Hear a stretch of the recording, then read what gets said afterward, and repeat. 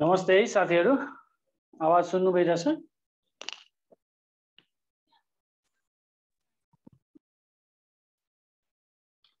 आवाज सुनेछ? हजुर सर। ल ठीक छ, त्यसो भए आजको हामी अब क्लास सुरु गरौँ।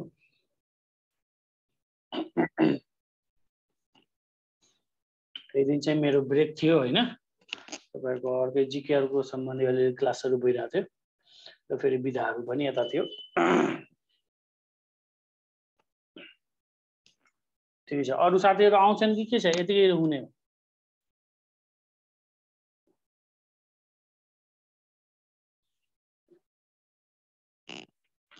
ल ठीक छ। अहिले चाहिँ हामी अलिकति चेकको बारेमा, चेकका प्रकारहरु, ह्यान्डलिङ आदिका बारेमा हामी कुरा गर्छौं। चेक तपाईहरु मध्ये कति जनाको बैंक अकाउन्ट छ र कति जनाले चेक प्रयोग गर्नु भएको छ? चेक त प्रयोग गर्नु भएको होला नि? यस सर। हैन, म आशा गर्छु तपाई सबैजनाको चाहिँ चेक बैंक खाता होला र तपाईहरुको चेक चाहिँ होला हैन? ठीक छ। ल अब चेकलाई परिभाषित गर्नु पर्यो भने हैन, चेक के हो भन्दाखेरि एउटा औजार हो या लिखित आदेश जसमा चाहिँ एकजनाले या भनौं न ग्राहकले आफ्नो बैंकलाई पैसा भुक्तानीको निम्ति के गर्छ? एउटा आदेश दिने गर्छ। तपाईले चेक मान्नुस् तपाईको खाता छ बैंकमा हैन, अनि तपाईले त आफ्नो खाताको चेक यदि काट्नु भयो भने बैंकले चाहिँ हैन म यो चेकको पैसा दिदिन हैन भनेर भन्न मिल्छ त? मिल्दैन। किनभने चेक भनेको के हो भन्दाखेरि अनकन्डिसनल अर्डर भन्छ के हैन, बिना शर्तको आदेश भनिन्छ। किन भन्दाखेरि त्यो मेरो पैसा हो, म तपाईलाई दिएको छु राख्नलाई, अब मलाई आवश्यकता छ म माग्छु लिन्छु भनेपछि मैले रिक्वेस्ट गर्ने हैन, अनुरोध गर्ने हैन कि मैले के गर्ने हो? आदेश दिने हो। यानी कि चेक के हो? चेक एउटा त्यस्तो लिखित आदेश हो जसबाट एउटा ग्राहकले आफ्नो खातामा भएको पैसा हैन बैंकबाट प्राप्त गर्न सक्दछ।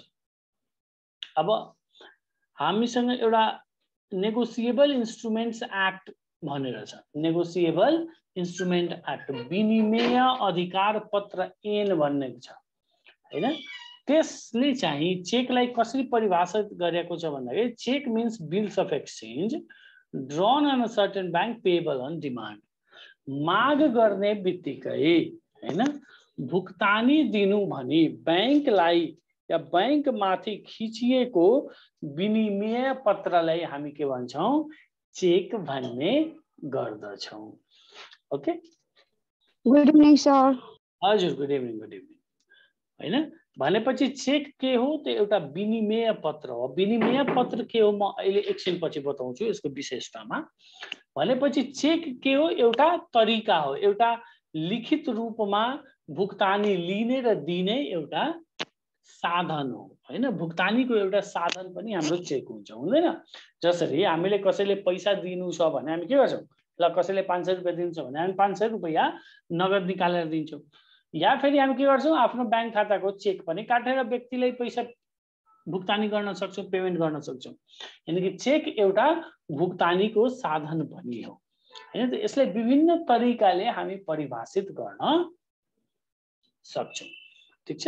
यानी कि बैंकमा रहेको खातामा जम्मा रहेको पैसा ग्राहकले आफू अनुकूल र आफूले चाहेको बखत झिक्न सक्ने या झिक्नलाई सुरक्षित तरिकाले प्रयोग गरिने औजारलाई के भन्छ?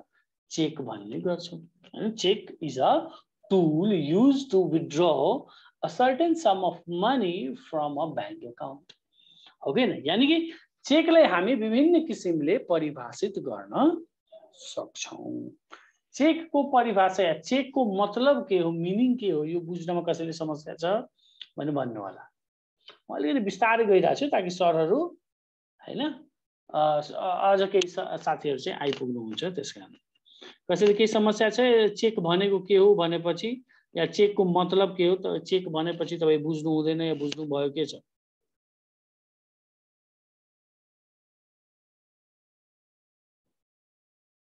एकचोटि अझै भनिदिनु न सर। तपाईको खाता छ बैंकमा? छैन। ए त्यसो भए पहिला सबभन्दा पहिलो काम गर्नुस्, भोलि गएर बैंकमा खाता खोल्नुस्। पैसा सैसा लाग्दैन, 100 रुपैयाँ लाग्छ या लाग्दैन। अनि त्यहाँबाट तपाईले धेरै कुरा बुझ्नुहुन्छ। हेर्नु कुरा के हुन्छ भन्दाखेरि धेरै कुरा चाहिँ हामी प्रयोग गर्यो भने पनि हामी चाहिँ त्यो कुरा बुझ्छौँ है। त्यसकारणले तपाईले चाहिँ गएर एउटा बैंक खाता खोल्नुस्। तपाईलाई थाहा छ नेपाल सरकारको एउटा स्किम छ, तपाईको यदि कुनै पनि बैंकमा खाता छैन भने बैंकवालाले उल्टै तपाईलाई 100 रुपैयाँ हाल्दिन्छ तपाईको बैंकमा हैन। त्यसकारणले खाता खोल्नु ल ठिकै छ। बैंकमा जब तपाई खाता खोल्नुहुन्छ भने बैंकको खाता के को लागि प्रयोग गरिन्छ? पैसा जम्मा गर्न हैन। साधारणतः त्यही नै एउटा भनौँ न प्रयोग हो। भनेपछि त्यो बैंकको खातामा तपाईले पैसा जम्मा गर्नुभयो भने त्यो अब तपाईलाई कुनै दिन चाहियो भने कसरी झिक्नुहुन्छ हैन। त्यो झिक्ने एउटा माध्यम के हो? चेक हो। यानी कि चेक त्यो साधन हो जसको प्रयोगबाट एउटा ग्राहकले आफ्नो बैंक खाताबाट पैसा प्राप्त गर्न सक्दछ। अर्को तरिकाले भन्ने भने चेक एउटा भुक्तानीको साधन हो। Cheque is a medium of payment जस अंतर्गत एक व्यक्ति वा एक पार्टीले अर्को व्यक्ति वा अर्को संस्थालाई भुक्तानी गर्न सक्दछ।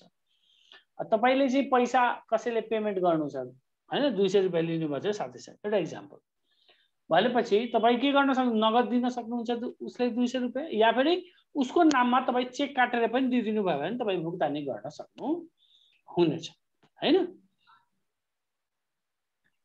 त्यसकारणले चेक भनेको एउटा साधन हो, भुक्तानीको साधन हो, पैसा झिक्ने साधन हो हैन। एउटा लिखित आदेश हो जस मार्फत बैंकले आफ्नो ग्राहकलाई बैंकको खातामा रहेको पैसा भुक्तानी गर्दछ। ठीक छ। त्यसकारणले चेक चाहिँ एउटा माध्यम हो जस मार्फत एउटा व्यक्तिले आफ्नो बैंकबाट पैसा झिक्न सक्छ वा संस्थाले पनि, वा एउटा व्यक्ति वा संस्थाले केही रकम कसैले भुक्तानी गर्नु छ भने त्यो चेकको माध्यमबाट भुक्तानी पनि गर्न सकिन्छ। अब यही सन्दर्भमा विनिमय अधिकार पत्र ऐन छ एउटा हैन, नेगोसिएबल इन्स्ट्रुमेन्ट्स एक्ट 2034 भनेर। त्यसको अनुसार के भनेको छ भन्दाखेरि चेक भन्नाले माग्न साथ भुक्तानी दिनु भने कुनै बैंक उपर खिचिएको विनिमय पत्र सम्झिनु पर्छ।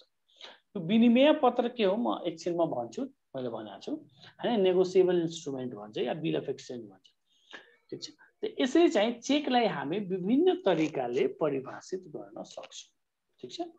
मलाई आशा छ तपाईहरुले बुझ्नु भएको होला। कसैले केही कन्फ्युजन छ भन्नु होला है।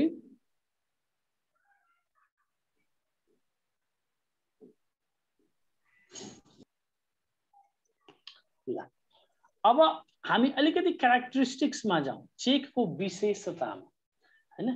के कस्ता क्यारेक्टरिस्टिक्स या विशेषता हुन्छ त चेकको? पहिलो चेक भनेपछि यो एउटा नेगोसिएबल इन्स्ट्रुमेन्ट भन्छ के, विनिमय अधिकार पत्र भन्छ। यसको मतलब के हुन्छ भन्दाखेरि विनिमय अधिकार पत्र भनेपछि तपाईको बैंकको खाता छ भने त्यो खातामा भएको पैसा माथि कसको अधिकारको? तपाईको हो नि त। जस्तै इक्जाम्पल हेरौँ, मेरो बैंक खाता चाहिँ एभरेस्ट बैंकमा छ भने त्यो एभरेस्ट बैंकको खातामा रहेको जुन पैसा छ त्यसमाथि अधिकार कसको हो? मेरो हो कि हैन? हो। भनेपछि जब म चेक काट्छु हैन, जब म चेक बनाउँछु भने म के गर्न सक्छु? म बैंकबाट गएर त्यो खाताबाट पैसा झिक्न सक्छु। अब मैले चाहिँ के गर्नु पर्यो भन्दाखेरि मैले चाहिँ 1000 रुपैयाँ मेरो एउटा राम भन्ने साथीलाई भुक्तानी गर्नुपर्ने छ, एउटा इक्जाम्पल भने म के गर्छु? अब म दुई तरिका अपनाउन सक्छु। पहिलो तरिका, म एभरेस्ट ब्याङ्कमा जान्छु, म आफ्नो खाताबाट 1000 रुपैयाँ झिक्छु चेक काटेर, अनि त्यसपछि त्यो 1000 रुपैयाँ म राम भन्ने साथीलाई दिन्छु। यसरी भुक्तानी गर्न सक्छु। यो पहिलो अप्सन भयो। दोस्रो तरिका के हुन सक्छ भन्दाखेरि म के गर्छु भन्दाखेरि मेरो एभरेस्ट ब्याङ्कको चेक म काट्छु र म त्यो चेक नै के गरिदिन्छु? रामलाई दिइदिन्छु। ल राम, मैले यो चेक तिमीलाई दिएँ, अब तिमी गएर आफ्नो पैसा निकाल्न सक्छौ। मतलब तिमी आफ्नो हिसाबले गएर ब्याङ्कको खाताबाट पैसा झिक्न सक्छौ। भनेपछि मैले के गरेँ भन्दाखेरि त्यो 1000 रुपैयाँको चेक जसमा मेरो अधिकार थियो, मैले त्यो अधिकार के गरेँ? अर्को साथीलाई हस्तान्तरण गरिदिएँ, हो कि हैन?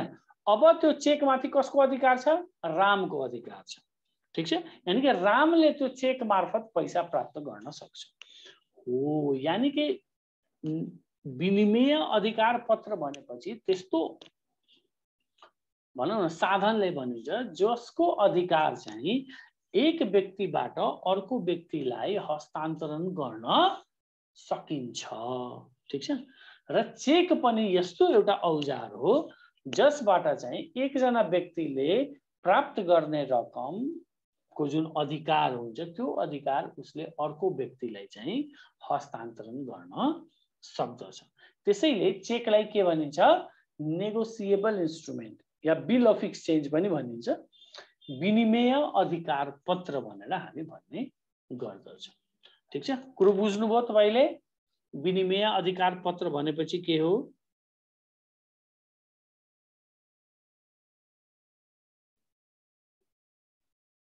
बुझे सर। ठीक छ। अब अर्को विशेषता यो रिटन अर्डर हो, लिखित आदेश। तपाईले थाहा छ चेक भनेपछि कहिले पनि के हुन्छ? त्यहाँ हामी लेख्नु पर्छ कि पर्दैन? हामी नाम लेख्छौँ, रकम लेख्छौँ, सिग्नेचर गर्छौँ, हैन, मिति लेख्छौँ। यानी कि यो लिखित आदेश हो, हैन? यानी कि चेकमा हामीले लेखेर अनि मात्र त्यो चेक सम्बन्धी कारोबार गर्न सक्छौँ। कसैले भुक्तानी दिनु छ या ब्याङ्कबाट पैसा लिनु छ भने हामी लिखित रूपमा चाहिँ आदेश दिनुपर्छ। अर्को विशेषता के हो? यो शर्त रहित आदेश हो, अनकन्डिसनल अर्डर हो। मैले भने नि सुरुमै, मेरो ब्याङ्क खाताको पैसा माथि मेरो अधिकार छ भनेपछि म जुन दिन चाहन्छु म त्यहाँबाट पैसा झिक्न सक्छु। अब मैले चाहिँ चेक काटेँ अनि ब्याङ्कले भन्छ हैन सर म तपाईले भुक्तानी गर्दिन भनेर उसले भन्न पाउँदैन। मैले चेक दिएपछि उसले खुरु पैसा चाहिँ मेरो खाताबाट झिकेर मलाई दिनुपर्छ। मतलब उसले मैले चाहिँ यो बिना कन्डिसनले आदेश दिनुपर्छ र उसले बिना कुनै कन्डिसन उसले आदेश मान्नु पर्ने हुन्छ। त्यसैले यसले भन्छ अनकन्डिसनल अर्डर भन्छ, शर्त रहित। फिक्स टेन्योर, निश्चित अवधि। चेकको अवधि के हुन्छ? निश्चित हुन्छ। आज मैले एउटा चेक काटे भने त्यो चाहिँ कति दिनसम्मको लागि भ्यालिड हुन्छ त? मैले आज एउटा चेक काटे भने त्यो कति दिनसम्मको लागि चाहिँ त्यो चेक कायम रहन्छ? भन्नुस् त। 6 months, 1 महिनासम्म हो सर। 6 महिनासम्म है, 6 महिनासम्म हो। ठीक छ? तर सरकारी अनि सर सर हजुर त फिर डेट फिर त्यही मान्नु सक्नु सर, आज जुन डेट लेखेन 6 महिनासम्म में त्यही डेटमा कुन जुनसुकै डेटमा म पैसा लिन गर्न पाउँछु म? हो है। आजदेखि मान्नुस् न एउटा उदाहरण, तपाईले चाहिँ आज वैशाख 1 गते एउटा चेक काट्नु भयो भने 6 महिनासम्म भनेपछि कहिलेसम्म? असोज 30 गतेसम्म चाहिँ तपाई त्यो चेकबाट पैसा झिक्न पाउनुहुन्छ, हैन? कार्तिक 2 गते या 1 गते जानुभयो भने तपाईले ब्याङ्कले पैसा दिँदैन, भन्छ यसको अवधि सक्यो भनेर। अब यो चाहिँ के हुन्छ भन्दाखेरि, अब हेर्नुहोस् है, अलिकति बुझ्नुस्। नर्मल चेकहरू, नर्मल भनेपछि कुनै व्यक्ति कुनै संस्थाले काट्यो भने त्यो चेकको अवधि कति हुन्छ? 6 महिना हुन्छ। तर कुनै सरकारी संस्थाले काटेको छ चेक भने, सरकारी संस्था भनेपछि जस्तै सिडिओ अफिसले चेक काट्यो, कुनै मन्त्रालयले चेक काट्यो भने त्यो चेकको अवधि कति हुन्छ भन्नुस् त मलाई? 15 दिन। 1 महिनाको 1 महिना एक महिना ठीक छ। सरकारी अफिसले काटेको चेक छ भने त्यसको अवधि कति हुन्छ 1 महिना मात्र हुन्छ। यानी कि 1 महिना भित्रमा त्योसँग सम्बन्धित कारोबार पैसा तपाई झिक्न सक्नुहुन्छ। तर 1 महिना पछि बैंकले फर्काइदिन्छ तपाईको अवधि सकिसक्यो भनेर भन्छ के। यानी कि चेकको चाहिँ के हुन्छ अवधि निश्चित रहेको हुन्छ। सर प्राइभेटको पनि हुन्छ सर। कस्तो प्राइभेटको मैले भर्खर भने 6 महिना ए 6 महिना ए बुझिसके सर। स्पेसिफाइड अमाउन्ट निश्चित रकम हरेक चेकमा चाहिँ एउटा निश्चित रकम मात्र कारोबार गर्न सकिन्छ। चेकमा तपाईले 1000 रुपैयाँ लेख्नु पर्छ भने त्यो चेकको बाट तपाईले भुक्तानी गर्ने भनेको कति हो 1000 मात्र हो। हैन 1000 लेखे पनि मलाई चाहिँ 5000 चाहियो भनेर तपाईले माग्न पाउनु हुँदैन, कसैले दिँदा पनि दिँदैन। यानी कि चेकमा जति रकम उल्लेखित छ त्यतिकै रकमको मात्र कारोबार हुन सक्छ। यो बुझ्नु नि। हैन मैले तपाईले यसरी लेख्दियो 1000 लिनु न बुझ्नुस् न 10000 हो भनेर त्यसरी गर्न मिल्दैन। एउटा निश्चित रकम मात्र चेकमा चाहिँ हुने गर्दछ। जतिको तपाईले चेक बनाउनुभयो त्यही हिसाबले हुन्छ। ठीक छ। सर यो केही क्यारेक्टरिस्टिक्स हजुर भन्नुस्। के रे सरकारी उसको लागि त 15 दिन हैन र अवधि? 15 दिन अवधि बीचमा केही दिनको लागि चाहिँ कायम गरिएको थियो। हजुर बुझ्नु अहिले फेरि 1 महिना नै ठीक छ। त्यसैले अब अहिलेको अवधि चाहिँ 6 महिना र 1 महिना। ओके त्यो बेला जब तपाईले 15 दिन भन्नुभयो नि त्यो बेला चाहिँ 3 महिना र 15 दिन गरिएको थियो के। तर त्यो फेरि केही दिनको लागि मात्र थियो। त्यो मलाई लाग्छ त्यो कोरोनाको टाइम थियो नि त्यो बेलामा चाहिँ त्यो गरिएको थियो अनि त्यसपछि फेरि त्यो हटाइदिएछ। ओके त यो भयो हाम्रो केही विशेषताहरू क्यारेक्टरिस्टिक्स अफ चेक। अब हामी चाहिँ काइन्ड्समा जाऊ या टाइप्स अफ चेक प्रकारहरू किसिमहरू कस्ता कस्ता किसिमका चेकहरू हुन्छ। अब हेर्नुस् है ब्याङ्कमा भन्छु तपाईले किताबहरू पनि हेर्नुभयो भने विभिन्न किसिमको चेकहरू हुने गर्छ। जसमध्ये मुख्यतः तपाईले किताबहरूमा पाउने भनेको यो 3वटा चेक हो। 3वटा किसिमको बुझ्नुभयो नि। मुख्य के हुन्छ यो 3वटा किसिम हुन्छ। कुनै कुनै बुकमा योहरू पनि हुन्छ तर हामी यो सबैको बारेमा जानौँ। कहिलेकाहीँ इन्टरभ्यूमा सोध्न पनि सक्छ, इक्जाममा आयो भने तपाईले लेख्न पनि सजिलो, बढी टाइप भयो भने राम्रै कुरा हो नि त हैन। त्यसलाई पहिलो बेयरर चेक भन्छ के, वाहक चेक भन्छ यसलाई। बेयरर चेकको मतलब के हुन्छ भन्दाखेरि यो यस्तो चेक हो जसको भुक्तानी त्यो व्यक्तिले प्राप्त गर्छ जोसँग त्यो चेक हुने गर्दछ। ठीक छ। जस्तै इक्जाम्पल मेरो ब्याङ्कको खाताको लागि मैले चाहिँ आफ्नो एउटा चेक काटे है र मैले के गरेँ भने नर्मल चेक जुन हुन्छ नि त्यो बेयरर चेक नै हुन्छ। ओके या वाहक चेक भन्छ। भनेपछि मैले चाहिँ के गरेँ एउटा चेक काटेँ। ठीक छ। अब गल्तीले के भयो मेरो चेक त हरायो। एउटा इक्जाम्पल मात्र है। चेक हरायो भने मलाई थाहा छैन मेरो चेक हराएको छ। अरू व्यक्तिले त्यो चेक प्राप्त गर्यो भने उ गएर एभरेस्ट ब्याङ्कबाट पैसा झिक्न चाहिँ सक्छ। यानी कि बेयरर चेक भनेको त्यो चेक हो जसको माध्यमबाट कुनै पनि व्यक्तिले भुक्तानी प्राप्त गर्न सक्छ। कन्डिसन एउटा मात्र हो कि उसँग चाहिँ चेक हुनु पर्यो। यानी कि मेरो चेक भए तापनि तपाईले चाहिँ त्यो चेकबाट पैसा झिक्न सक्नुहुन्छ। किनभने त्यो चेक त मैले काटिसकेको छु, त्यसमा रकम सकम सिग्नेचरहरू गरिसकेको छु भने त्यस्तो चेकलाई हामी के भन्छौँ वाहक चेक भन्ने गर्दछौँ। यो एकदम असुरक्षित चेक हुन्छ। एकदम सही होइन। मैले चाहिँ आफ्नो लागि पैसा हैन चेक काटे तर गल्तीले हरायो, कोही अरू व्यक्तिले गएर पैसा झिकिहाल्यो भनेपछि मलाई फोकटमा हैन घाटा भयो कि भएन हो।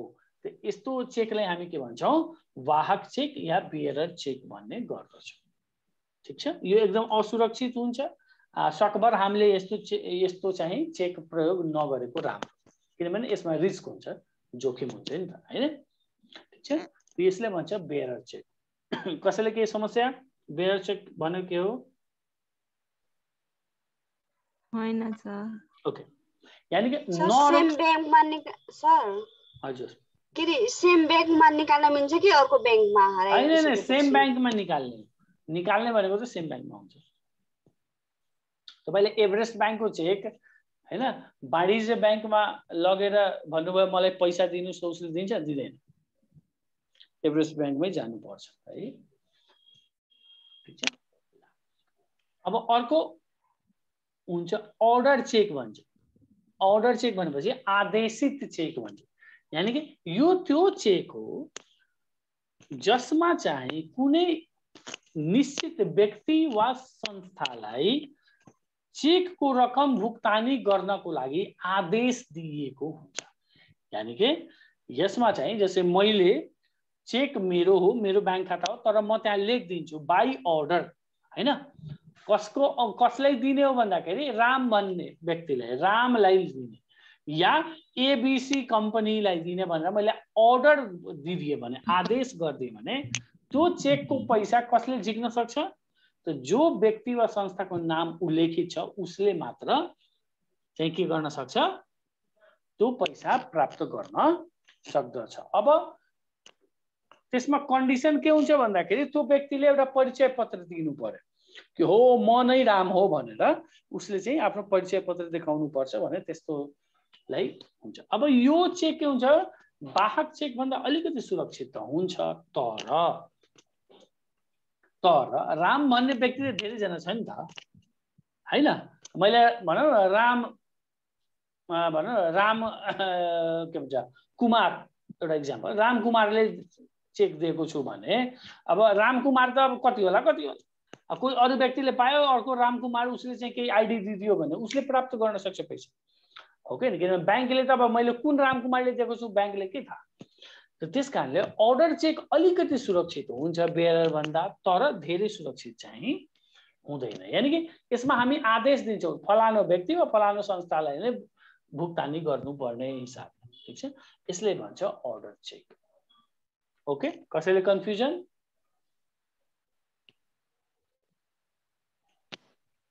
नो सर छैन। ठीक छ। अब यस पछाडि आउँछ सबैभन्दा सुरक्षित चेकको प्रकार, क्रस्ड चेक भन्छौँ, रेखाङ्कित चेक। यो बुझ्नु होला है। हेर्नुहोस् है, यो बेयरर र अर्डर चेकमा के हुन्छ भन्दाखेरि तपाईँ ब्याङ्कमा जानुभयो भने जुन ब्याङ्कको चेक हो त्यो ब्याङ्कको शाखामा जानुभयो भने, ब्रान्चमा जानुभयो भने तपाईँले नगद प्राप्त गर्न सक्नुहुन्छ। तर क्रस्ड चेकको केस चाहिँ त्यस्तो हुँदैन। क्रस चेकमा के हुन्छ भन्दाखेरि रेखाङ्कित चेकमा यो चाहिँ निश्चित व्यक्ति वा संस्थाको लागि चेक बनाइएको हुन्छ र यस चेक मार्फत पैसा भनेको कोही व्यक्तिले नगद प्राप्त गर्दैन, बरु उसको चाहिँ खातामा गएर पैसा जम्मा हुने गर्दछ। अब उदाहरण बुझ्नुहोस् है, मैले के गरेँ भन्दाखेरि राम भन्ने साथीको लागि एउटा क्रस चेक बनाइदिएँ। ठीक है, रेखाङ्कित चेक बनाएँ। अब राम भन्ने साथी, मेरो एभरेस्ट बैंक छ भने मैले एभरेस्ट बैंकको चेक बनाएँ। राम भन्ने साथीको चाहिँ उसको आफ्नो खाता चाहिँ, रामको खाता कहाँ छ भने मान्नुस् नेपाल बैंक लिमिटेडमा छ भने ऊ साथीले चाहिँ के गर्नु पर्यो भन्दाखेरि यो रेखाङ्कित चेक कहाँ लग्नु पर्यो भन्दाखेरि आफ्नो नेपाल बैंक लिमिटेडमा जान्छ अनि के भन्छ कि ल मेरो साथीले मलाई यो चेक दिएको छ 1000 रुपैयाँको, मेरो खातामा जम्मा गरिदिनुहोस्। अनि रामले आफ्नो खातामा त्यो चेक नै जम्मा गर्छ। के गर्छ? चेक जम्मा गर्छ। अब त्यो चेक जम्मा गरेपछि हैन, जुन हामी सुन्छौं नि ईसीसी भनेर, इलेक्ट्रोनिक चेक क्लियरिङ मार्फतबाट के गर्छ भन्दाखेरि नेपाल बैंक लिमिटेडले मेरो खाता कहाँ छ? एभरेस्ट बैंक, एभरेस्ट बैंकको खाताबाट पैसा प्राप्त गर्छ र नेपाल बैंक लिमिटेडले रामको खातामा चाहिँ त्यो 1000 रुपैयाँ जम्मा गर्दछ। कुरा बुझ्नु भयो नि? यानी कि क्रस चेक मार्फत चाहिँ के हुन्छ भन्दाखेरि एउटा बैंकको खाताबाट अर्को बैंकको खातामा पैसा ट्रान्सफर हुन्छ, नगद झिक्न डाइरेक्टली मिल्दैन। अब रामलाई चाहिँ यदि नगद चाहियो भने उसले के गर्छ, आफ्नो नेपाल बैंक लिमिटेडको चेक हैन आफ्नो काट्छ अनि त्यहाँबाट उसले नगद प्राप्त गर्न सक्छ, या फेरि ऊ आफ्नो एटीएम युज गर्छ, एटीएमबाट आफ्नो पैसा झिकिहाल्छ। यस्तो चेकलाई भनिन्छ रेखाङ्कित चेक। यो सबैभन्दा सुरक्षित चेक हुन्छ, सेफ हुन्छ। किन भन्दाखेरि यसमा चाहिँ कोही अरू व्यक्तिले हैन पैसा प्राप्त गर्ने सम्भावना एकदम न्यून हुन्छ, मिनिमम हुन्छ।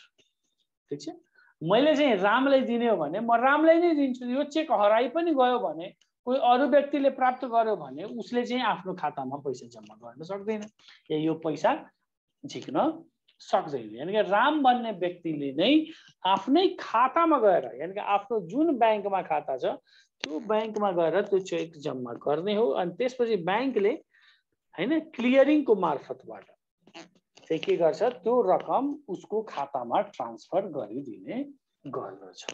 यस्तो चेकलाई हामी के भन्छौँ, this type of cheque is called crossed cheque, whereby the amount of the cheque is deposited from one bank account to another bank account safely and it cannot allow direct withdrawal of cash। है, यसमा चाहिँ प्रत्यक्ष रूपमा तपाई नगद झिक्न चाहिँ पाउनु हुँदैन, जुन चाहिँ यो पहिलो दुईटामा झिक्न सक्नुहुन्छ। तपाई बैंकमा गएर अनि ल मलाई पैसा दिनुस् भने पैसा दिइदिन्छ। जब क्रस चेक लिएर जानुभयो भने बैंकले तपाईलाई त्यही बेला डाइरेक्टली प्रत्यक्ष रूपमा पैसा चाहिँ दिन सक्दैन। यसले भन्छ क्रस रेखाङ्कित। ठीक छ, बुझ्नुभयो क्रस चेक भनेपछि के हो? कसैले नबुझेको केही छ भन्नुस् न। यस सर बुझे। ल, यसले भन्छ रेखाङ्कित चेक। अर्को किसिमको चेक हुन्छ जसले हामी भन्छौँ ट्राभलर्स चेक भन्छौँ, यात्रु चेक भन्छ है। नाम नै छ के यात्रु, यात्रा गर्ने व्यक्तिको लागि या अर्को हिसाबले भन्यो भने पर्यटकको लागि, टुरिस्टहरूको लागि, ट्राभलरहरूको लागि जारी गरिने जुन चेक हुन्छ त्यसलाई भन्छ यात्रु चेक। अब तपाईहरुले कतै हेर्नु भएको छ कि छैन मलाई थाहा छैन, बट तपाई घुम्न फिर्ने कुनै ठुलो ठुलो शहरहरुमा जानुहुन्छ भने, होटलहरुमा जानुहुन्छ भने उनीहरुले लेख्या हुन्छन्। दाजु के लेख्या हुन्छन्? उनीहरु के लेख्छन्? We accept travellers cheque too. मतलब कुनै होटलमा जानु भयो, तपाई बस्नु भयो हैन, तपाईले खानासाना खानु भयो भने तपाईले पैसा तिर्नु पर्छ कि पर्दैन? पर्यो नि। अब पैसा तिर्नु भयो भने त ठिकै छ। अब कहिलेकाहीँ के हुन्छ भन्दाखेरि तपाईसँग पैसा, म विदेश गएँ भने, अब विदेशमा मसँग भनौँ न अमेरिका गएँ भने मसँग अमेरिकन डलर नहुन पनि सक्छन्। त्यो बेला भुक्तानी गर्न एउटा साधन चाहिँ के हुन्छ? ट्राभलर्स चेक हुने गर्दछ, यात्रु चेक। यानी कि यो कस्तो हुन्छ? यो पैसा जस्तै काम गर्छ यो भुक्तानी गर्न हैन। बैंक अब त्यो होटलमा मैले 2000 रुपैयाँ 2000 डलर पेमेन्ट गर्नु छ, म के गर्छु? 2000 डलर बराबरको यात्रु चेक, ट्राभलर चेक चाहिँ म के गर्छु? उसलाई दिदिने गर्छु या होटलमा दिन्छु।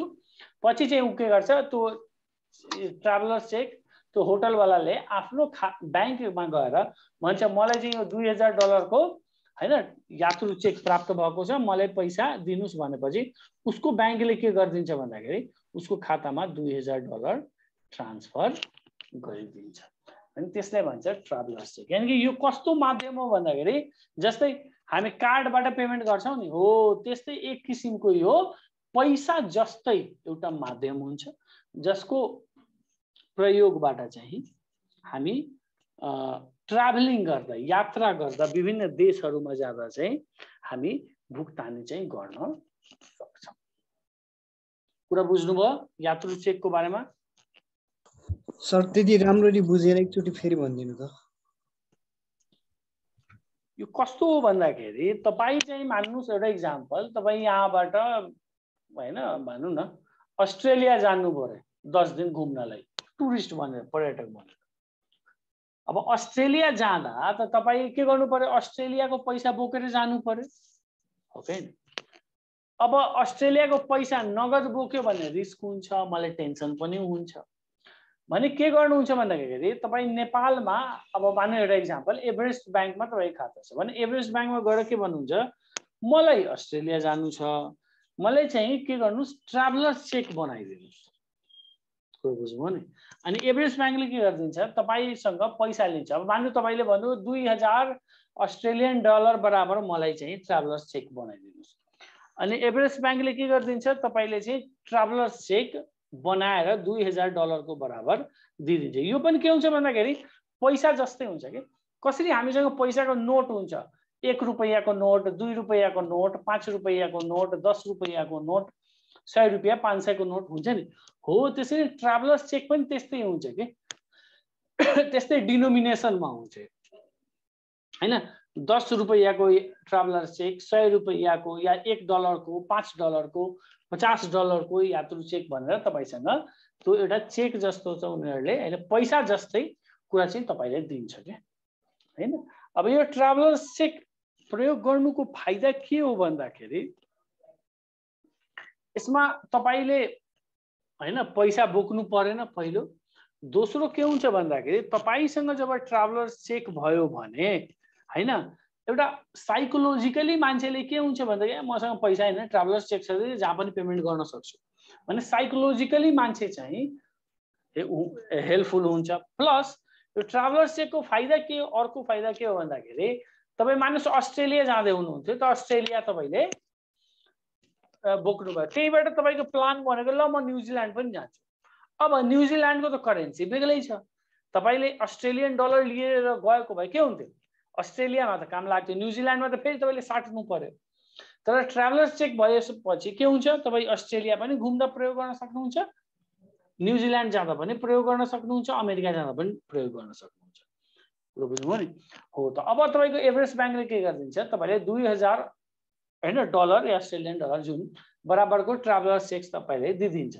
अब अस्ट्रेलिया जानुस् तपाई होटलमा बस्नुहुन्छ त्यहाँ पैसा पेमेन्ट नगरेर के गर्नुस् त्यो चेक नै उसलाई दिदिनुस् के अब 5 डलरको खाजा खानु भयो एउटा 5 डलरको ट्राभलर्स चेक तपाई के गर्नुस् च्यातेर अनि त्यो होटलवालालाई दिदिनुस् भुक्तानी भयो हैन तपाई घुम्न जानुभयो कतै हैन कुनै फन पार्क यताउति 2 डलर भएर 2 डलरको ट्राभलर चेक हैन साटेर उसले दिदिनुस् भनेपछि ट्राभलर चेक के हो एउटा अन्तर्राष्ट्रिय इन्टरनेशनल ट्राभलको लागि अन्तर्राष्ट्रिय यात्रा गर्ने बेलामा भुक्तानी गर्ने एउटा सजिलो माध्यम हुन जान्छ ठीक छ यानी कि यो बुझ्नुस् यो पैसाकै हैन एउटा पर्यायवाची जस्तै हुन्छ सिनोनिम टु मनी हैन फरक यति हो कि यसको चाहिँ एक्सेप्टेन्स हैन यसलाई स्वीकार्ने ठाउँ चाहिँ बढी हुन्छ ओके कुरा बुझ्नुभयो यस सर बुझियो ओके यस्तोलाई हामी भन्छौँ कि ट्राभलर्स चेक यात्रु चेक भनेको अब अर्को एउटा प्रकार या किसिम हेरौँ हामी चेकको त्यो के हो भन्दाखेरि स्टेल चेक हजुर हजुर भन्नुस् ट्राभल कार्ड युज गर्नुहुन्छ हैन हो त्यही त्यसैको रूप हो यो ट्राभलर्स चेक हो स्टेल चेक बासी चेक अब नामै छ बासी यसको मतलब के होला कसैले भन्नुस् त बासी चेक भनेपछि कस्तो चेकले भन्छ पोस्ट डेट चेक हो पोस्ट डेटेड चेक हो त्यसलाई बासी चेक भन्ने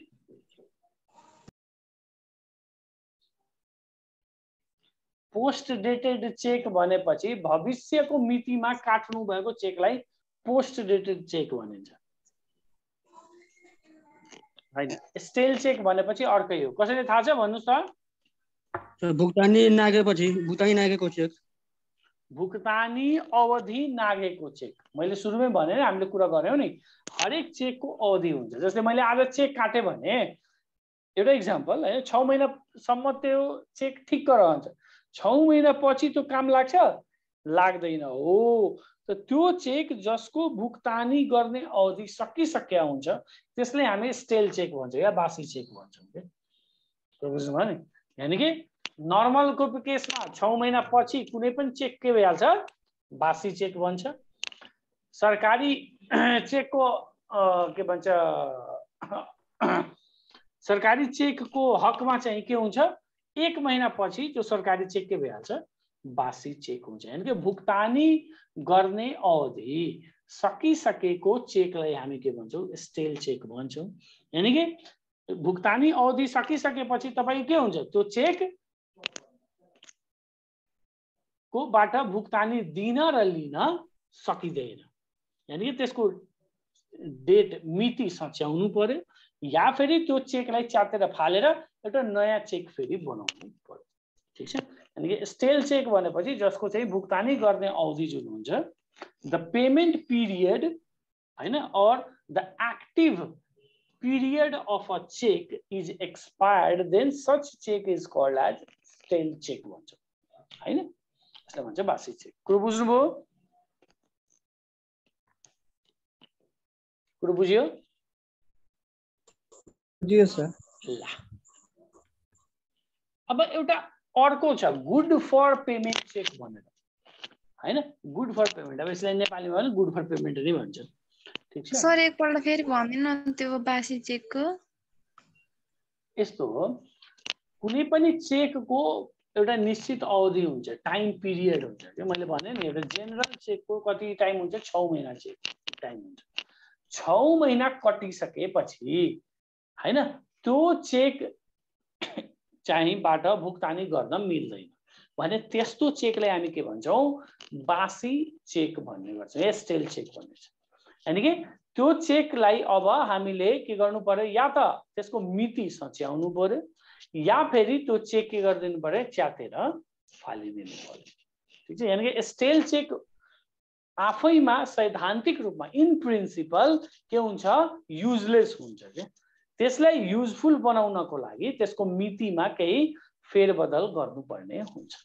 यानि कि कुनै पनि चेक जसको मिति सकिसकेको छ भने त्यस्तो चेकलाई हामी के भन्छौँ? बासी चेक भन्ने गर्छौँ। ओके, ठीक छ? ल अब अर्को किसिमको एउटा चेक छ गुड फर पेमेन्ट चेक भन्ने हुन्छ। के नाम हो यसको? Good for payment. नाम नै के छ? गुड फर पेमेन्ट, भुक्तानीको लागि असल या सही भनेर चेक छ। यो के हो? कसैले केही आइडिया छ? गुड फर पेमेन्ट चेक भन्नुस् त। Endorse cheque that will never bounce, that will never bounce. राम्रो, एकदम सही कुरा। अझ केही? guaranteed by the concerned drawing bank। हो, guaranteed by the concerned drawing bank, एकदम करेक्ट। ल ठीक छ, मैले यसको बारेमा आज भनिन, म एउटा सानो होमवर्क तपाईहरुको लागि दिएँ। ठीक छ? हुन्छ? लेख्नुस्, एउटा सानो क्वेशन लेख्नुस् त यही गुड फर पेमेन्टको लागि। अलिकति सोधखोज गरेर तपाईहरुले यसको आन्सर लेखेर ल्याउनु होला, त्यसपछि म फेरि यसको बारेमा भोलि डिस्कस गर्दैछु। हुन्छ? लेख्नुस् त, क्वेशन लेख्नुस्। पहिला नेपालीमा भनिदिन्छु। Good for payment cheque, good for payment cheque को बारेमा छोटकरीमा लेख्नुहोस्। गुड फर पेमेन्ट चेक को बारेमा छोटकरीमा लेख्नुहोस्। ठीक है? इंग्लिश में लेख्नुहोस्। Right a brief note, write a brief note on, write a brief note on good for payment check, good for payment check, write a brief note on good for payment check।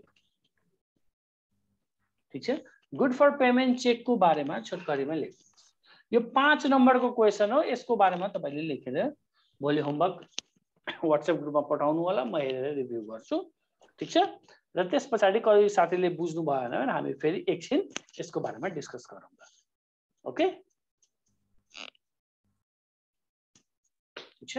ल यसरी चाहिँ यी important types of check भयो, प्रकार हैन, चेकको प्रकारहरू भयो। अब हामी चाहिँ हेरौँ पार्टीज इन्भल्भड इन अ चेक। चेकका पक्षहरू, एउटा चेक काटियो भने त्यसमा चाहिँ के या कुन कुन पक्ष समावेश भएको हुन्छ हैन which are the parties that are involved in a transaction related to check ठीक छ सजिलो छ के छ पहिलो हुन्छ ड्रवर भन्छ चेक लेखक भनिन्छ के जस्तै अब यसले उदाहरण सम्झिँदै गयो भने को बुझ्छ त्यो व्यक्ति वा त्यो संस्था जसले चाहिँ चेक बनाउँछ उसलाई चाहिँ ड्रवर भन्छ या चेक लेखक भन्छ जस्तै एक्जाम्पल मेरो एभरेस्ट बैंकमा खाता छ मेरो एभरेस्ट बैंकको मसँग मेरो चेक छ अनि मैले चाहिँ त्यो चेक बनाए हैन भुक्तानीको लागि मैले नाम लेखे रकम लेखे सिग्नेचर गरे मिति लेखे आदि इत्यादि मैले त्यो चेक तयार गरे भने किनभने अधिकार त मेरो हो नि त मेरो चेकमा त मेरो अधिकार हुन्छ अरु व्यक्तिले सिग्नेचर गर्यो भने त्यो चेकको भ्यालु छ हुँदैन किनभने बैंकमा त मेरो सिग्नेचर हुन्छ सही हुन्छ दस्तखत हुन्छ हैन हो त मैले एउटा चेक तयार गरे भने भुक्तानी गर्नको लागि भने त्यसलाई भन्छ ड्रवर वा चेक लेखक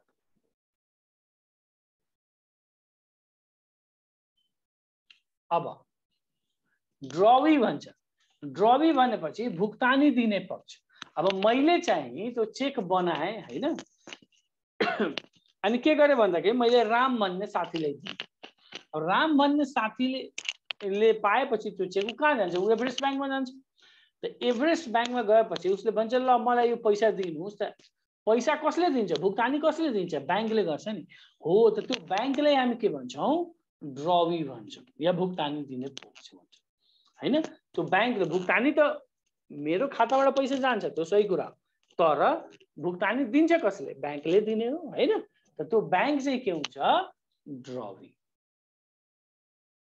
तेस्रो पक्ष तेस्रो पार्टी जुन हुन्छ यसमा त्यो के हुन्छ पेयी भन्छ भुक्तानी पाउने पक्ष अब भुक्तानी कसले पायो रामले पायो नि त हैन चेक मैले बनाए भुक्तानी कसले दियो एभरेस्ट बैंकले दियो र भुक्तानी प्राप्त कसले गर्यो रामले पायो हैन भनेपछि जसले चाहिँ त्यो चेक साटेको बापत पैसा प्राप्त गर्छ उसलाई चाहिँ हामी के भन्छौं भुक्तानी पाउने या पेयी यानी payee is the person or the institution that receives the benefit or that receives the money from the check transaction when he or she is called pay जो व्यक्ति वा संस्थाले त्यो पैसा प्राप्त गर्छ उसलाई चाहिँ हामी के भन्छौं पेयी भन्ने गर्छ ठीक छ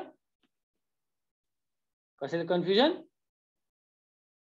कन्फ्युजन छ यसमा छैन सर ओके अब त्यसपछि हेर्नुस् है जेनरली कुनै पनि चेकको कारोबारमा यो तीनवटा पक्ष मात्र हुने गर्छ जेनरली है तर यसका अलावा पनि हुन सक्छन् है मैले भने नि हुन सक्छन् मेबी हुनै पर्छ भन्ने ग्यारेन्टी छैन हुनै पर्ने भनेपछि यो तीनवटा हुन्छ तर हुन सक्छनमा दुईटा अझ पक्ष हुन्छ एउटा हुन्छ इन्डोर्सर भन्छ अधिकार हस्तान्तरण गर्ने पक्ष भन्छ हामीले सुरुमै भनेको थियौं चेक के हो विनिमय अधिकार पत्र हो यानी कि चेकको अधिकार एउटा व्यक्तिबाट अर्को व्यक्ति वा एउटा संस्थाबाट अर्को संस्थालाई हस्तान्तरण गर्न मिल्छ हो हैन हो जस्तै मैले भएन नि भर्खर चेक मैले बनाए तर मैले के गरे त्यो चेकबाट प्राप्त गर्ने पैसा प्राप्त गर्ने जुन अधिकार थियो मैले हस्तान्तरण कसलाई गर्दिए रामलाई गर्दिए अनि पो रामले पैसा पायो हैन भनेपछि यो केसमा ड्रवर पनि मै हुँ र इन्डोर्सर पनि मै हुँ कुरा बुझ्नु भयो नि यहाँ चाहिँ चेक लेख्ने व्यक्ति पनि म हो र अधिकार हस्तान्तरण गर्ने व्यक्ति पनि म हो तर एउटा अर्को कुरा पनि के हुन सक्छ भन्दाखेरि रामले त्यो पैसा नलियो र उसले के गर्दियो रामले त अधिकार पाइसकेको छ किनभने मैले दिइसकेको छु अधिकार रामले फेरि त्यो चेक कसलाई दिदियो हरिलाई दिदियो भुक्तानीको लागि प्राप्त गर्नको लागि हो हैन भने त्यो केसमा पनि के हुन्छ ड्रवर त म हुन्छु तर पछिको इन्डोर्सर चाहिँ को हुन्छ राम हुन्छ किनभने मैले एकचोटी इन्डोर्स गरिदिएपछि मेरो अधिकार सक्यो मेरो अब अधिकार रहेन अब त्यो चेकमाथि कसको अधिकार छ रामको अधिकार छ यानी कि त्यो केसमा के हुन्छ राम चाहिँ इन्डोर्सर हुन्थ्यो किनभने उसले अधिकार अब हस्तान्तरण कसले गर्छ हरिले गर्छ र इन्डोर्सी भनेपछि त्यो पक्ष हो हस्तान्तरित अधिकार प्राप्त गर्ने पक्ष यानी कि अब रामले अधिकार दिइसकेपछि कसले प्राप्त गर्यो? हरि। त हरिलाई चाहिँ हामी के भन्छौँ? इन्डोर्सी भन्छौँ। उसले चाहिँ के गर्यो? अधिकार अब प्राप्त गर्यो। हो कि हैन? ठीक छ। यानी कि यहाँ हेर्ने हो भने ड्रवर म भएँ किनभने मैले चेक लेखेँ। ड्रवी त त्यो बैंक नै हुन्छ किनभने त्यो बैंकले पेमेन्ट गर्छ। अब पेई को हुन्छ भन्दाखेरि जसले चाहिँ फाइनल पेमेन्ट स्वीकार गर्छ। योभन्दा पहिला हामीले भने त रामले पाएको छ, तर अब चाहिँ के भइगयो? कसले पाउँछ? हरिले पाउँछ। हो कि? र इन्डोर्सर को भइहाल्छ? राम भइहाल्छ किनभने मैले चाहिँ अधिकार रामलाई दिएँ, रामले फेरि त्यो अधिकार कसलाई दियो? हरिलाई दियो। र इन्डोर्सी को हुन्छ? फाइनल इन्डोर्सी को हुन्छ? हरि नै हुन्छ किनभने रामले अधिकार कसले स्थानान्तरण गरिदियो? हस्तान्तरण गरिदियो। whom the right has been transferred to Hari. So Hari will be the endorsee. ठीक छ। यसरी चाहिँ चेकका पक्षहरूमा 5 वटा पक्ष हुन सक्छन्। 3 वटा त हुन्छ हैन, तर 5 वटा पनि हुन सक्छन्। त्यसैले यसमा कन्फ्युजन छ।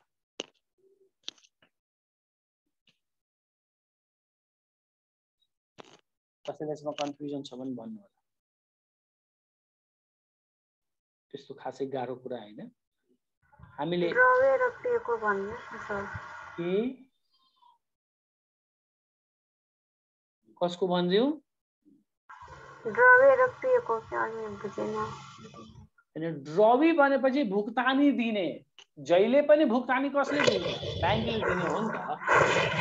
भुक्तानी कसले दिन्छ? तपाई चेक म आफ्नै चेक काटेर पनि म गए भने मलाई पैसा कसले दिन्छ? बैंकले दिन्छ कि दिँदैन? हो त भुक्तानी दिने पक्षलाई चाहिँ हामी के भन्छौं? ड्रवी भन्ने गर्छौं। र पेई भनेपछि भुक्तानी पाउने, जसले चाहिँ पैसा पाए। यदि मैले चाहिँ आफ्नो चेक कसैले दिइन भने त्यो केसमा के हुन्छ?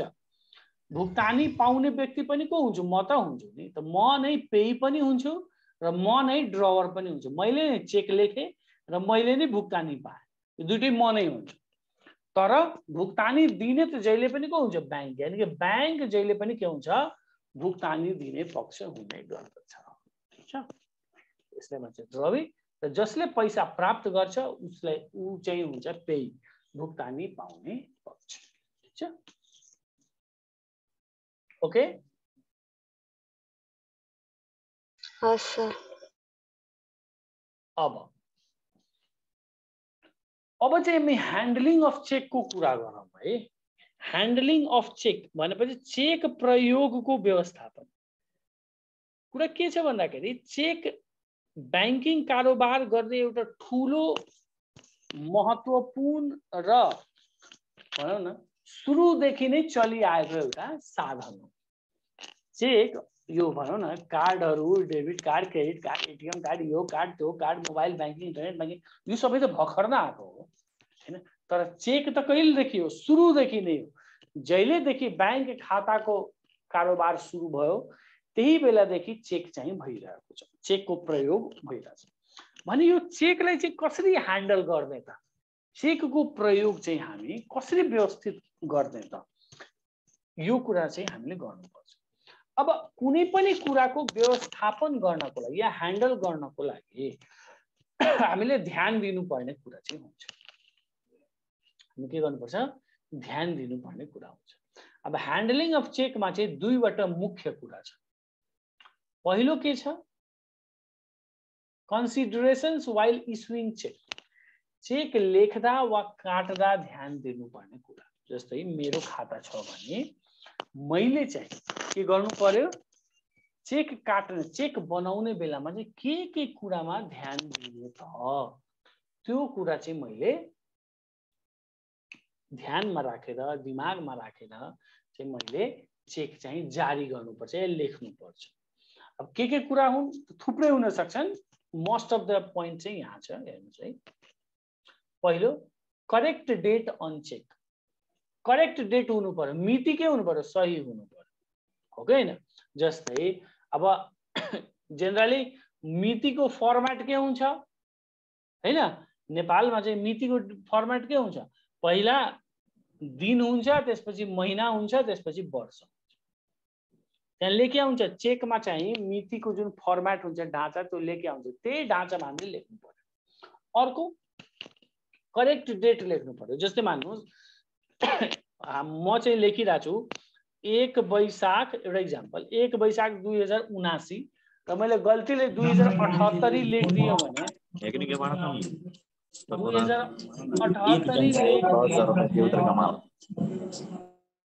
2078 लेखिदिए भने के त्यो चेक हैन साट्छ त ब्याङ्कले? साट्दै साट्दैन। भन्छ यो 2078 को चेक हो 2079 मा कहाँबाट साट्न मिल्छ? यानी कि चेकको डेट चाहिँ जहिले पनि सही लेख्नु पर्यो। तपाई आज ब्याङ्कमा जानुभयो चेक साट्न र 1 हप्ता पछिको आज जस्तै 21 गते भयो हैन, तपाईले 28 वैशाखको चेक लिएर जानुभयो भने तपाईले भुक्तानी पाउनुहुन्छ? आज पाउनु हुँदैन। उसले के भन्छ तपाईँ पछि आउनुहोस् 28 तारिक गते आउनु होला। ओके, यानी कि करेक्ट डेट चाहिँ हामीले राख्नु पर्छ। अर्को हरेक चेकमा चाहिँ पेयीको नाम name of payee should be mention. पेयीको नाम चाहिँ लेख्नै पर्छ हामीले। जस्तै मैले नै आफ्नो पैसा झिक्न जाने भने मैले आफ्नो नाम चाहिँ लेख्नुपर्छ, या फेरि मैले कोही साथीले दिनु छ भने त्यो साथीको नाम लेख्नुपर्छ। यानी कि कसले पैसा प्राप्त गर्ने त त्यो व्यक्तिको या संस्थाको नाम चाहिँ हामीले लेखेको हुनुपर्छ पेयीको। अर्को जुन सबभन्दा इम्पोर्टेन्ट छ त्यो के हो? Amount in words and figures must be correct हैन। वर्ड्स अङ्कमा र अक्षरमा। जस्तै चेक तपाईँ काट्नु भएको या हेर्नु भएको छ भने त्यहाँ के हुन्छ? यहाँ अङ्कमा लेखे आउँछ। जस्तै 1000 हामी लेख्यौँ 1000 यो 1000 भयो भने अक्षरमा पनि लेख्नुपर्छ 1000 मात्र, या उता 1000 लेख्यो भने यहाँ लेख्नु पर्यो 1000 ओन्ली। यानी कि वर्डमा र फिगरमा अङ्कमा र अक्षरमा रकम चाहिँ के हुनु पर्यो? सही हुनु पर्यो।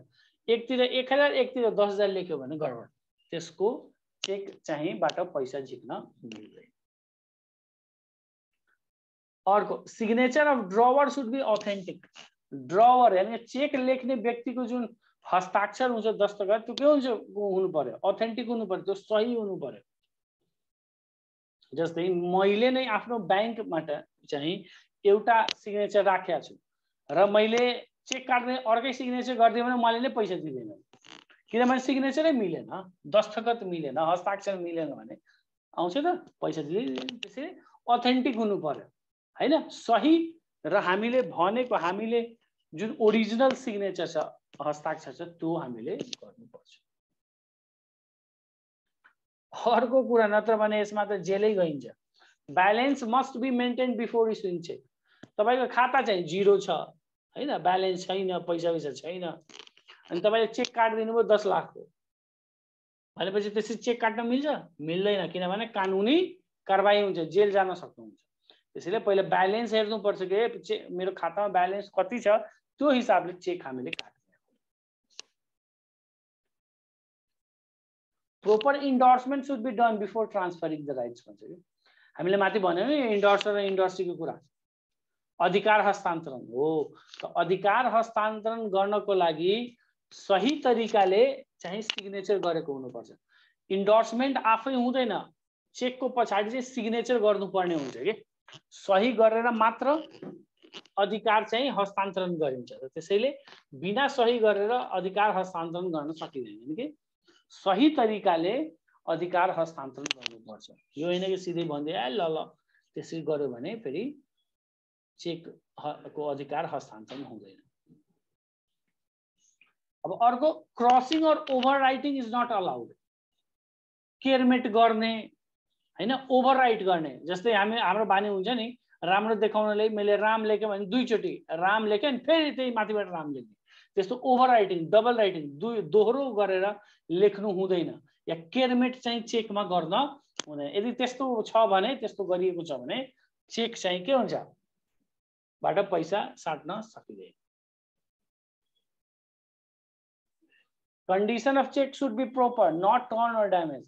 चेक जुन हुन्छ कागजको हुन्छ भनेपछि त्यसको अवस्था राम्रो हुनु पर्यो। यो होइन पानीमा भिजेको छ, च्यातेको छ, मुसाले काटेको छ, भित्र प्वाल पारेको छ, मतलब कुनै किसिमले च्यातेको, कुनै किसिमले खराब भएको कुनै किसिमले हैन नष्ट गरिएको पाल भएको भिजेको चेक छ भने त्यो चेकको कुनै उपयोगिता छैन, त्यो चाहिँ युजलेस हो, त्यो रद्दी कागज भन्छ नि त्यस्तो हुन्छ। त्यसैले त्यो चेक काट्दा चाहिँ हामीले त्यो कुरा पनि ध्यान दिनुपर्छ कि चेक चाहिँ सही अवस्थामा छ, त्यसको भौतिक अवस्था के छ, राम्रो छ, च्यातेको पाल परेको नष्ट भएको जलेको हैन या फेरि पानीले गलेको हैन त्यस्तो किसिमको चाहिँ चेक हुनु भएन। हैन कि चेक काट्ने बेलामा हामी धेरै कुराहरु मध्ये यी कुराहरु चाहिँ ध्यान दिनुपर्छ। अनि मात्र नत्र भने चेक काट्यो गयो ब्याङ्कमा पैसा पाउँदैन, ब्याङ्कले भन्छ यो त च्यातेको छ सर तपाईले त माथि रातो कलमले लेख्नु भएको छ तल चाहिँ नीलो कलमले लेख्नु भएको छ। र तपाईले थाहा छ नि नेपालमा चाहिँ चेकमा चाहिँ कुन मसी प्रयोग गर्न सकिन्छ, कुन रङको मसी, व्हिच कलर इङ्क, ब्ल्याक हैन, ब्लू पनि चल्छ तर ब्ल्याक प्रयोग गर्नु राम्रै हो हैन। तर रातो हरियो हैन अर्को कलर पहेलो कलर हुन्छ नि, आजकल त कलरफुल कलरहरु हुन्छ नि। अब कोही साथीले भन्छ ए सर कलरफुल लेख्नु राम्रो देखिन्छ, ब्याङ्कले त्यो चेक साट्दैन, तपाईलाई पैसै दिँदैन हैन। यानी कालो या नीलो कलरको पेनले मात्र, ब्ल्याक और ब्लू पेनबाट मात्र चेक काट्नु पर्छ, त्यो कुरा पनि हामीले ध्यान दिनुपर्छ हैन। नत्र ए सर मसँग थिएन मैले रातैले गर्दिए भने ब्याङ्कले तपाईले पैसा दिँदैन, ठीक छ। यानी कि चेक लेख्दा नीलो चेक पनि चल्दैन भन्छ त, के को नीलो कलरले लेखेको पनि चल्दैन भन्छ हैन, चल्न त चल्छ है, नियममा चाहिँ नीलो पनि हो, बट धेरै ठाउँमा चाहिँ अब त्यो अलिकति कोही हुन्छ नि, अब ब्याङ्कको स्टाफ पनि त मान्छे नै हो नि त हैन, त कोही मान्छे अटेरीको हिसाबले पनि कसैले थाहा पनि हुँदैन, त्यसकारणले उनीहरूले चाहिँ भन्छन् चल्दैन, तर नीलोले पनि चल्छ है, ठीक छ। बट नेपालमा के ट्रेन्ड बसाइएको छ भन्दा कालो नै युज गर्नु, तर नीलोले पनि चल्न चाहिँ चल्ने हो, नचल्ने चाहिँ हैन, ओके। बट बिस्तारै चाहिँ त्यो नीलोलाई हटाउने भनौँ न टोटली चाहिँ हटाउने चाहिँ चलन चाहिँ प्रचलन चाहिँ छ। त्यसैले to be on a safer side use black ink हैन, कालो मसीको पेन प्रयोग। यसरी चेक काट्दा धेरै कुराहरू चाहिँ हामीले ध्यान दिनुपर्ने हुन्छ। कसैले कन्फ्युजन छ यसमा? यसमा त कन्फ्युजन नहुनु पर्ने। अर्को अब considerations while paying cheque, cheque भुक्तानी वा साट्दा ध्यान दिनुपर्ने कुरा। अब ब्याङ्कले त के हो, म गएँ चेक काटेर अनि ब्याङ्कले दिएँ ल मेरो चेक साट्नुस् पैसा दिनुस्, यानी कि चेक लिनुस् र पैसा दिनुस् हैन हो साट्नु भनेको। मैले चाहिँ चेक दिन्छु अनि ब्याङ्कले मलाई पैसा दिन्छ भने त्यो बेला चाहिँ ब्याङ्कले के कुरामा ध्यान दिनुपर्छ त माथिकै कुराहरू हुन्। Check the correct date and check हैन, चेकमा चाहिँ मिति सही छ कि छैन त्यो हेर्नु। Check the name of pay हैन, पेयको नाम सही छ कि छैन त्यो चेक गर्नु।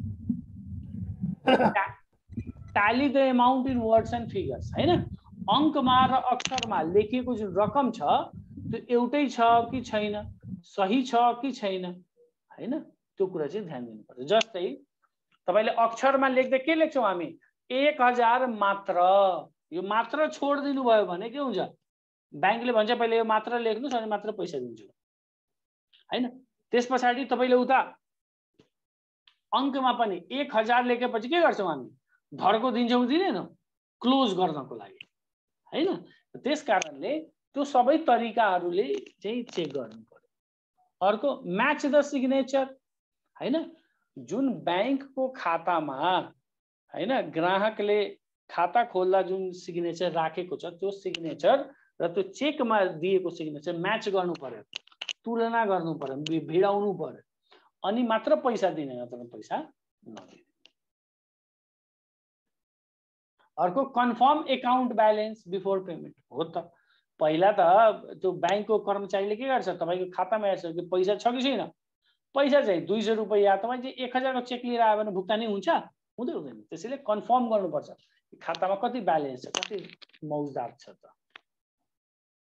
लुक फर इन्डोर्समेन्ट, इन्डोर्समेन्ट पनि हेर्नुपर्छ कि ब्याङ्कले कि हो यो चेक कसैले हस्तान्तरण त गरेको छैन नि, इन्डोर्स त गरेको छैन, त्यो कुरा चाहिँ हेर्नुपर्छ। Crossing or overwriting must be signed to allow payment. अब जेनरल कुरा के हो भन्दाखेरि चेकमा क्रस गर्ने केरमेट गर्नु हुँदैन हैन, दोहोऱ्याएर चाहिँ लेख्नु हुँदैन हैन, दोहोरेर लेख्नु हुँदैन। तर इनकेस कहिलेकाहीँ त्यस्तो भएको छ भने, कहिलेकाहीँ त्यस्तो भएको छ भने हामीले या त चेक नै त्यो अर्को बनाउने, नत्र भने त्यसैमा गर्नु छ भने त्यहाँ सिग्नेचर गरेर पनि गर्न सकिन्छ।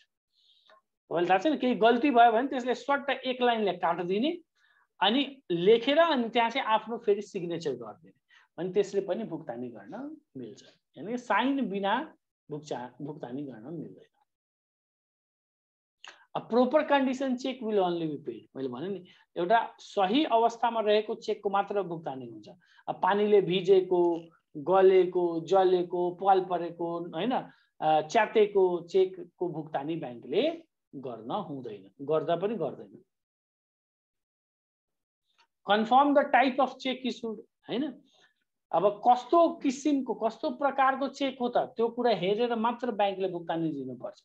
अब क्रस चेक छ, रेखाङ्कित चेक छ भने उसले क्यास पेमेन्ट गर्न मिल्छ? मिल्दैन, उसले चाहिँ खातामै जम्मा गर्नुपर्छ हैन। अर्डर चेक छ तर जसको नामको मा चेक बनेछ त्यो व्यक्ति हैन अर्कै व्यक्ति आइरहेछ भने उसले भुक्तानी दिन मिलेन। कस्तो किसिमको चेक हो त त्यो किसिमको चेकको बारेमा पहिला पत्ता लगाएर हेरेर मात्र भुक्तानी गर्ने। अर्को यो use of ink and stamp if needed must be as protocols. मैले भने नि कुन हैन कलरको कुन रङको मसी या स्टाम्प प्रयोग गरिएछ त्यो चाहिँ नियम हेरेर चाहिँ हामीले चेक गर्नुपर्छ हैन। अब स्टाम्प अब जस्तै कुनै संस्थाको छ भने उसले स्टाम्प फान्नुपर्छ। अब रातो कलरको स्टाम्प फान्दै भने मान्छ? मान्दैन ब्याङ्कले, पैसा दिँदैन हो कि। त्यस कारणले रातोमा लेखिदिएछ चेक भने पैसा भुक्तानी हुन्छ? हुँदैन। यानी कि ब्याङ्कले त्यो कुरा पनि ध्यान दिनुपर्छ कुन कलरको हैन मसी वा कुन कलरको इङ्क, कुन कलरको पेन, कुन कलरको स्टाम्पको प्रयोग गरिएछ त्यो कुरा हेरेर मात्र भुक्तानी गर्नुपर्छ हुन्छ। यानी कि यी केही कुराहरू हुन् जुन चाहिँ चेक ह्यान्डलिङ, चेक भुक्तानी गर्दा ब्याङ्कले चाहिँ ध्यान दिनुपर्ने कुरा हुन्छ। यानी कि चेक ह्यान्डलिङमा मुख्यतः दुईवटा पक्ष हुन्छ हैन, दुईवटा भनौँ न धारमा। एउटा चाहिँ चेक काट्दा के ध्यान दिने, अर्को ब्याङ्कले चेक भुक्तानी गर्दा के कुरामा ध्यान दिने। एउटा मोटामोटी एउटै कुरा हुन्छ। यता हामीले बनाउँदा ध्यान दिनु पर्यो, उता ब्याङ्कले पेमेन्ट गर्दा चाहिँ त्यो कुरा कन्फर्म गरेर हेर्नु पर्यो। ठिक छ। अब यसको बारेमा म खासै भन्दिनँ, यो सबैलाई थाहा छ। अब भन्छ डिजअनर अफ चेक, चेकको अनादर भन्छ कि। अब चेकको अनादर भनेपछि के हो भन्दाखेरि तपाईँ चाहिँ चेक बनाएर जानुभयो हैन, म नै के गरेँ चेक मजाले बनाएँ, अब जसरी बनाएँ अनि मैले खासै ध्यान दिइनँ र म गएँ ब्याङ्कमा। अनि ब्याङ्कमा गएपछि ब्याङ्कले चाहिँ मेरो चेकको पैसा भुक्तानी गरेन भने त्यो अवस्थाले के भनिन्छ? चेकको अनादर। मतलब चेकलाई आदर गरेन, अनादर गरिदियो, डिजअनर गरिदियो। If the bank refuses to pay the amount mentioned in the check due to several reasons, then it is said to be dishonored. यानी कि विभिन्न कारणको ले गर्दा यदि ब्याङ्कले चेकको रकम या पैसा भुक्तानी गरेन भने त्यसलाई चाहिँ के भन्छौं? चेकको अनादर भन्ने गर्दछौं। ठीक छ। यानी कि चेक बनाएर म गएँ तर ब्याङ्कले भने हैन सर तपाईले हामी पेमेन्ट गर्दैनौं। अब कारण उसले बताउँछ, यो बिना कारण हुँदैन, कारण बताएर मात्र हुन्छ। अब कारण के हुन सक्छ त? विभिन्न किसिमको हुन सक्छ। हामीले यो माथि जुन पढ्यौं नि ध्यान दिनुपर्ने कुरा, यो ध्यान दिनुपर्ने कुरा हामीले गरेनौं भने त भयो। जस्तै if the cheque is overwritten, अब चेकमा चाहिँ दुईचोटि तीनचोटि दोहोऱ्याएर मैले लेखेको छु भने ब्याङ्कले भन्छ हैन सर जबसम्म सच्याउनु हुँदैन या अर्को चेक लिएर आउनु हुँदैन म तपाईको चेकको भुक्तानी गर्दिन, आदर गर्दिन, म अनादर गर्दिन्छु हैन। अर्को if the signature is absent, अब दस्तखत नै गरेको छैन, मैले चेक बनाएँ तर दस्तखत गर्न बिर्सेको छु भने त्यो चेकको पेमेन्ट हुन्छ? हुँदैन। या फेरि the cheque in the signature in the cheque does not match with specify. तर अर्को कारण मैले सिग्नेचर गरेको छु तर त्यो सिग्नेचर चाहिँ मैले खाता खोल्दा जुन सिग्नेचर दिएको छु त्योसँग म्याचै भएन, भिडेन हैन। नमुना जुन चाहिँ नमुना दस्तखतसँग मैले चेकमा गरेको दस्तखत भिडेन भने ब्याङ्कले पेमेन्ट गर्छ, गर्दैन। अर्को कारण के हुन्छ, if the name of pay is absent और नट क्लियरली रिटन, हैन पेको नामै लेख्या छैन हैन भनेपछि ब्याङ्कले पेमेन्ट गर्दैन। या फेरि क्लियरली लेख्या छैन, स्पष्ट तरिकाले लेखेको छैन भने चेकको अनादर हुने गर्छ। अर्को amount written in words and figures does not match हैन। Amount in figure words and figure, अक्षरमा एउटा अङ्कमा अर्को लेखेको छु। अङ्कमा लेख्दा 5000 लेखेको छु, अक्षरमा लेख्दा 500 रुपैयाँ मात्र लेखेको छु भनेपछि पेमेन्ट हुन्छ त? हुँदैन, किनभने त्यहाँ कन्फ्युजन छ नि त। ब्याङ्कले 500 रुपैयाँ दिने हो कि 5000 रुपैयाँ, यानि कि अङ्कमा र अक्षरमा वर्ड्स एन्ड फिगर्समा लेखिएको रकम जुन छ त्यो सेम हुनु पर्यो।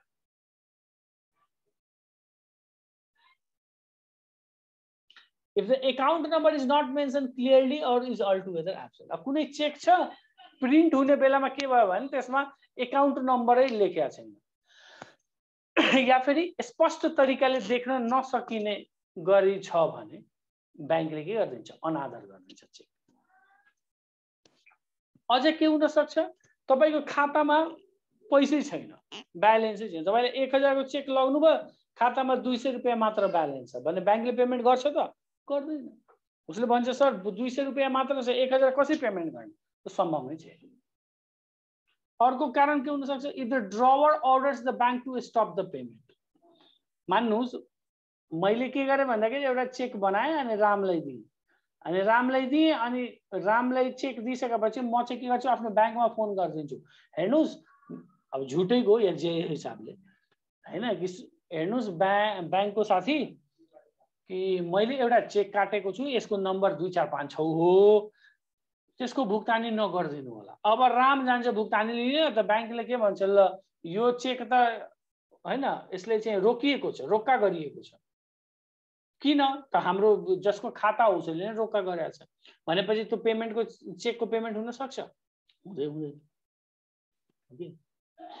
अर्को, if the court of law has given an order to the bank to stop the payment on check, कहिलेकाहीँ के हुन्छ भन्दाखेरि अदालतले पनि ल फलानो व्यक्तिको खाताबाट कुनै किसिमको भुक्तानी नगर्ने भनेर आदेश दिन्छ के ब्याङ्कले, ब्याङ्क भन्छु अदालतले, भनेपछि ब्याङ्कले अदालतको आदेश त मान्नै पर्यो अनि त्यो व्यक्ति वा त्यो संस्था जसको नाममा भनेको छ त्यसको खाताबाट कुनै किसिमको भुक्तानी गर्दैन। कोही व्यक्ति चेक पनि लिएर आयो भने ब्याङ्कले भन्छ अदालतले भनेको छ यसलाई बन्द गर्न, हामी तपाईलाई पैसा दिन सक्दैन। अर्को के हुन सक्छ, if the drawer has close the account before presenting the check.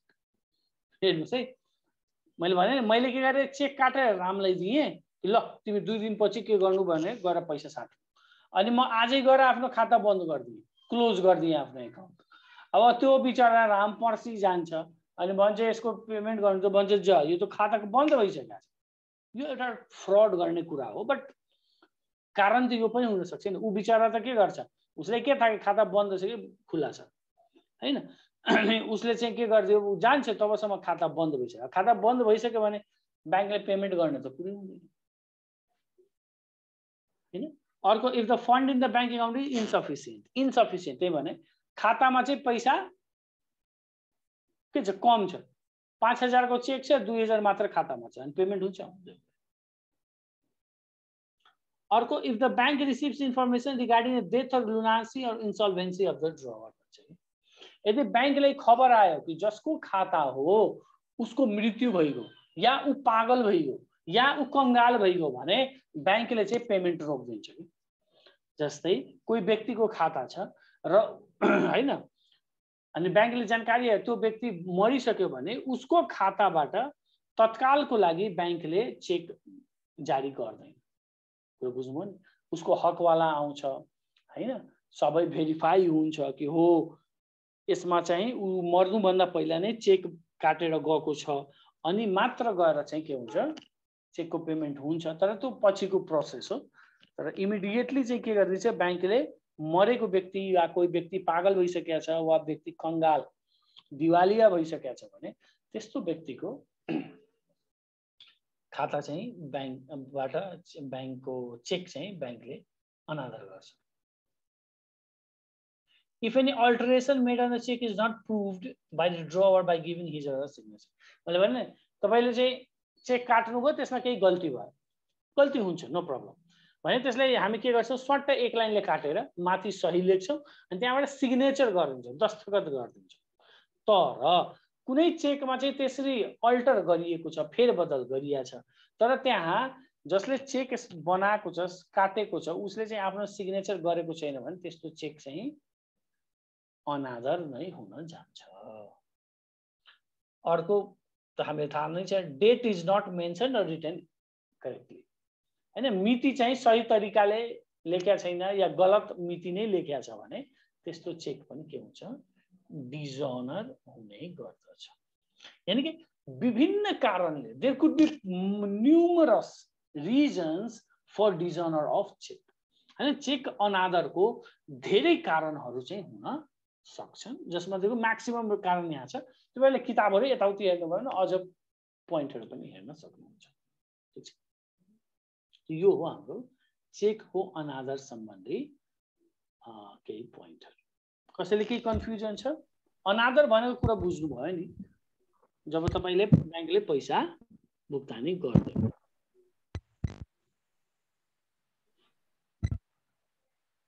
ठीक छ, कसैले हजुर पोइन्टहरु हजुर नेपालीमा पोइन्टहरु छैन सर? म यति भने त के थियो नेपालीमा थियो उर्दूमा थियो त्यो जुन पीडीएफ फाइलमा जुन हजुर पठाउनुहुन्छ भनेको त्यही मैले सोधेको छ कि छैन भनेको हैन। तपाईले अब ट्राई गर्नुस्, भएन भने अब अन्तिममा गरौँला, तर अहिलेको लागि त यो इंग्लिशमै छ है। आज एकजना साथीले मलाई फोन गर्नु, उहाँले के भन्नुहुन्छ सर मैले चाहिँ कुमारी ब्याङ्कमा भरेको थिएँ अनि एक्जाम छ कहिले नि पर्छ कि नि पर्छ 2-3 दिन पछि के पढ्नु पर्यो। मैले बताइदिएँ कि ल यस्तो यस्तो गर, यसमा अलिअलि हेल्प हुन्छ। अनि उसले के भन्छ भन्दाखेरि सर हेर्नु न कुमारी ब्याङ्क यो त प्राइभेट ब्याङ्क हो, यसमा चाहिँ क्वेसन इङ्ग्लिसमा आउँछ सर, म के गरौँ? मैले भने अब आज गरेर त के हुँदैन, तपाईले इङ्ग्लिस र नेपाली अलिअलि सँगै प्र्याक्टिस गरेको भए के हुन्छ आज सजिलो हुन्थ्यो हैन। त त्यही कुरा हो। कहिलेकाहीँ के हुन्छ भन्दाखेरि केही कुराहरू म जानी पनि नेपाली इङ्ग्लिसमा राख्दिनँ, म एउटै भाषामा मात्र राख्छु। यही कमसेकम तपाईँ कोसिस त गर्नुहोस्, त्यसको लागि मात्र हो, अरू त केही। तर तपाईँलाई कुनै पोइन्ट समझमा आएन भने मलाई कुनै बेला सोध्दा हुन्छ, म तपाईँलाई बताइदिन्छु यो पोइन्टको नेपालीमा या इङ्ग्लिस। मार्क्स त सब्जेक्टिभ आउँछ हजुर, तना भन्नु 10 मार्क्स त सब्जेक्टिभ आउँछ हजुर। हो आउँछ, अब त नआउनु इंग्लिशमै त त्यसमा त एसे टाइपको केही लेख्न भन्छ 10 मार्क्स। ठीक छ ल, ओके। त्यसैले अलिअलि अभ्यास चाहिँ हामी इङ्ग्लिस नेपाली दुईटैमा आउनुपर्छ है, त्यो चाहिँ म भने। ओके, त्यसले चाहिँ के हुन्छ भन्दाखेरि तपाईँले कमसेकम धेरै कुराहरू थाहा हुन्छ है। त्यो सरकारी ब्याङ्क या प्राइभेट ब्याङ्क भनेर दुईटैमा नेपालीको पनि प्रयोग हुन्छ, इङ्ग्लिसको पनि प्रयोग हुन्छ। र म हमेसा भन्छु नेपालमा बस्नु छ भने नेपाली भाषा पनि जान्नुपर्छ भने इङ्ग्लिस भाषा पनि तपाईँले चाहिन्छ। ओके ठिकै छ, तर तपाईँ प्रयास गर्नुहोस्। कुनै त्यस्तो कुनै पोइन्टमा तपाईँले गाह्रो भयो भने तपाईँले सोध्दा हुन्छ सर यो चाहिँ पोइन्ट के हो, म भनिदिन्छु, तपाईँ आफ्नो नेपालीमा लेख्दा हुन्छ। नोटहरू बनाउने चाहिँ कोसिस गर्नु है। ल यो भयो हाम्रो चेक सम्बन्धी, चेकका प्रकार, त्यसको ह्यान्डलिङ सम्बन्धी केही कुराहरू। ओके, आजको लागि हामी यतिकै राखौँ। मैले सानो होमवर्क पनि दिएछु, तपाईँ भोलि गर्नु होला, त्यसको रिभ्यू गरेर अनि त्यसपछि त्यसबारे अलिकति अझ हामी केही कुरा गरौँला। ओके, ठिक छ।